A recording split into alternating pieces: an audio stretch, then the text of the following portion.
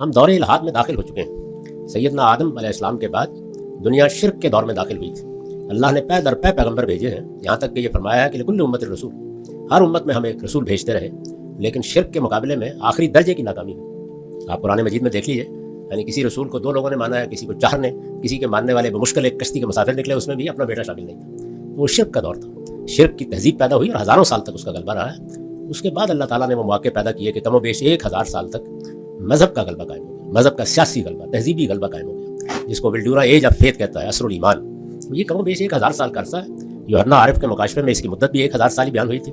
17ویں صدی کی ابتدا میں یہ دور ختم ہو گیا، اب ہم الحاد کے دور میں جی رہے ہیں۔ اس وجہ سے حوصلہ کریں، اگر پیغمبروں نے شرک کے ساتھ ایسی لمبی جدوجہد کی ہے اور اس حوصلے سے کی ہے تو ہمیں بھی یہی کرنا ہے۔ اس کے لیے تعلیم، تعلم، اپنے ذہن کی تربیت، اچھی چیزوں کا تجزیہ، اپنے بچوں کے لیے اچھا ماحول، یہ کوششیں ہمیں کرنی ہے۔